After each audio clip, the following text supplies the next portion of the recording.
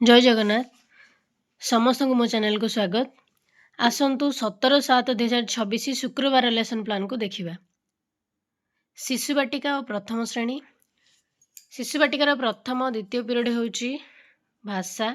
भाषागत विकास रे मु नेची बड़ बही सेमानन पई तिन्नी सांग ए गप्पटी को कही सेमानन को चित्र देखै आलोचना करिया पई।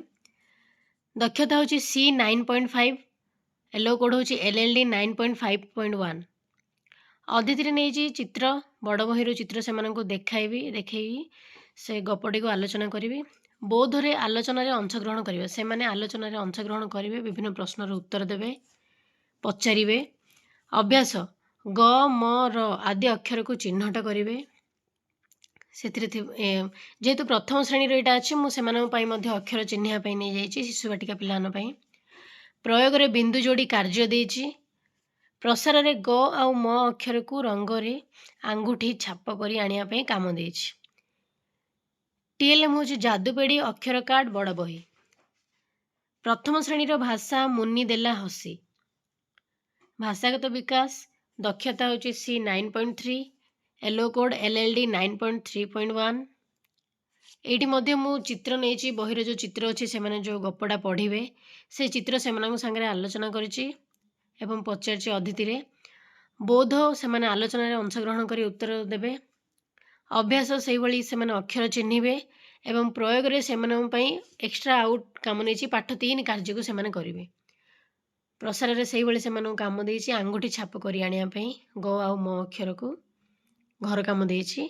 शिक्षण सामग्री होछि जादूपेड़ी अक्षर कार्ड बही। तृतीय चतुर्थ पीरियड गणित केउंटी लंबा केउंटी गोल। बौद्धिक विकास C 8.1 होछि दिग दक्षता। शिक्षण फलाफल होछि CD 8.1। अदिति नहीं रोसई घरे अट्टा दली माँ ताको कौन करती ये गोल थिबा प्रश्न सब पचार जमी गोल उत्तर आसब।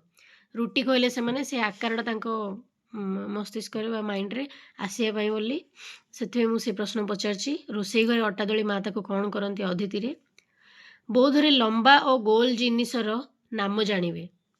अभ्यास रे एठी नहीं शिशु बाटिका पई अलग एवं एठी प्रथम श्रेणी पे अलग। अदिति बोध मिसाइले मध्य कार्य मु अलग अलग नहीं। शिशु बाटिका रे जीके किट रो किसी जिनस दे से गुडी को सब अलग करिया पई देबी। प्रथम पिलान पई प्रश्न नंबर 1 करिया पई देछि। प्रयोग रे रोसई घरे देखिथिबा जिनस गुडी कर नाम कुह दि जण जाको पचारछि। प्रसार रे चूड़ी सहाय्य रे गोल टे कर काम देछि करी आनिबे। शिक्षण सामग्री गोल आकृति जिनिस। पंचम पीरियड होछि परिवेश शिक्षा। बौद्धिक विकास शिशु बाटिकार C 7.1 दक्षता। CD 7.1.1 होछि येलो कोड। अदिति रे नदी झरणा सह पशुपक्षी चित्र फर्द देखि आलोचना। ये जो पशुपक्षी चित्र फर्द अच्छी एटा शिशु बाटिका मानकर अच्छी एवं नदी झरणा सह परिवेश प्रथम श्रेणी अच्छी। तेणु मुझे गोटे थर नहीं जहाद्वारा चित्र माध्यम दिजन जाक देखिए प्रश्न पचरा जापर। बौद्धरे पशुपक्षी चिन्हवाई शिशु बाटिका पिला माने एवं प्रथम श्रेणी पिला मानकर जलचर प्राणी को जानी नाम कहिबे। अभ्यास शिशु बाटिका तुम साही रे देखुथिबा पशुगुड़िकर नाम कुह पचारिबे सेमानंको। प्रथम श्रेणी पिला माने जीवजंतु चार्ट देखिकी नाम कहिबे।